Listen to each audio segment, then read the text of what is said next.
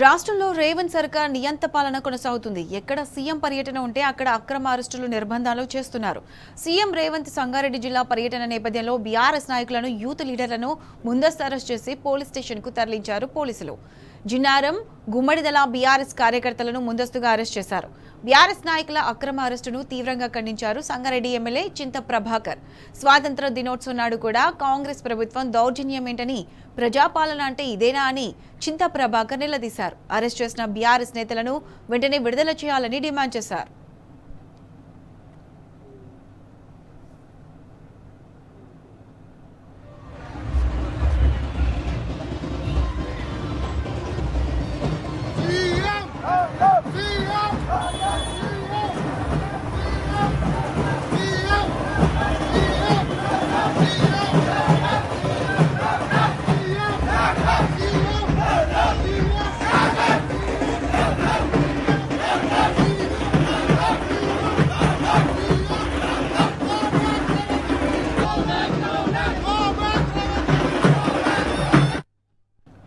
Right, ఇదే అంశానికి సంబంధించి పూర్తి అప్డేట్స్ మా ప్రతినిధి రంగాచారి అందిస్తారు. రంగాచారి, చెప్పండి, సంగారెడ్డిలో ముందస్తు అక్రమ అరెస్టులకు సంబంధించి పూర్తి అప్డేట్స్ ఏంటి?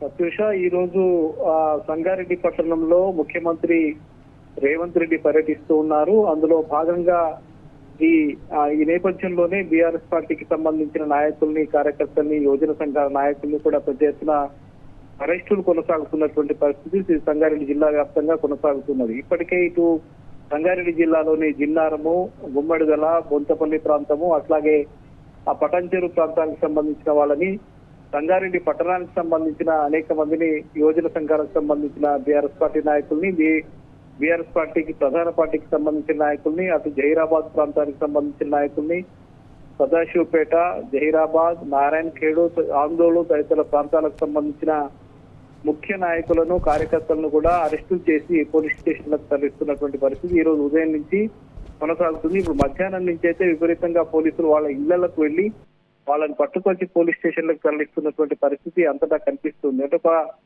భయానక వాతావరణం ఇవాళ సంగారెడ్డి జిల్లాలో కొనసాగుతున్నదని చెప్పవచ్చు. ఎందుకంటే ముఖ్యమంత్రి రేవంత్ రెడ్డి పర్యటనను మేము అడ్డుకుంటామని చెప్పి గానీ, ఆయన రావద్దని గానీ బీఆర్ఎస్ పార్టీ ఎక్కడ ప్రకటించలేదు. ఆయన ప్రశ్నిస్తామని చెప్పి కూడా బీఆర్ఎస్ పార్టీ ఎక్కడ చెప్పలేదు. అయితే నిన్ననే చింతా ప్రభాకర్ నిన్న ఒక ప్రెస్ మీట్ విడుదల చేస్తూ ఆయన ఒక మాట చెప్పారు.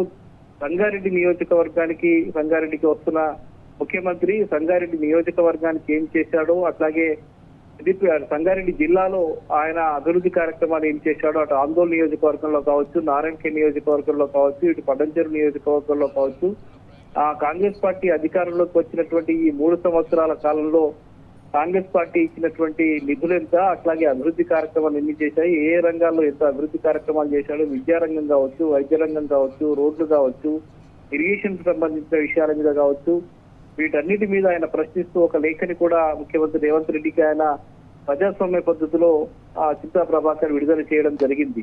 వీళ్ళంతా కూడా అటువైపు నారాయణఖేడ్ కు సంబంధించిన మాజీ ఎమ్మెల్యే భూపాల్ రెడ్డి, ఇటు ఆందోళనకు సంబంధించిన మాజీ ఎమ్మెల్యే క్రాంతి కిరణ్ కూడా వాళ్ళు కూడా ప్రెస్ మీట్లు పెట్టి రేవంత్ రెడ్డి వస్తున్న నేపథ్యంలో కాంగ్రెస్ పార్టీ నియోజకవర్గాల అభివృద్ధికి నిధులు విడుదల చేయాలని, గతంలో చేసిన అభివృద్ధి ఏమిటో చెప్పాలని చెప్పి ప్రశ్నిస్తూ వాళ్ళు ప్రజాస్వామ్య పద్ధతిలో మీడియా సమావేశాలు, పత్రికా సమావేశాలు ఏర్పాటు చేసి చెప్పడం జరిగింది తప్ప ఎక్కడ కూడా ముఖ్యమంత్రి రేవంత్ రెడ్డికి సంబంధించిన పర్యటనని అడ్డుకుంటామని గాని, ఆయన రావద్దని గాని చెప్పినటువంటి దాఖలాలు లేవు. పార్టీ విధానం కూడా అలాంటి నిర్ణయం ప్రకటించలేదు. కానీ ఈ రోజు ఉదయం నుంచి కూడా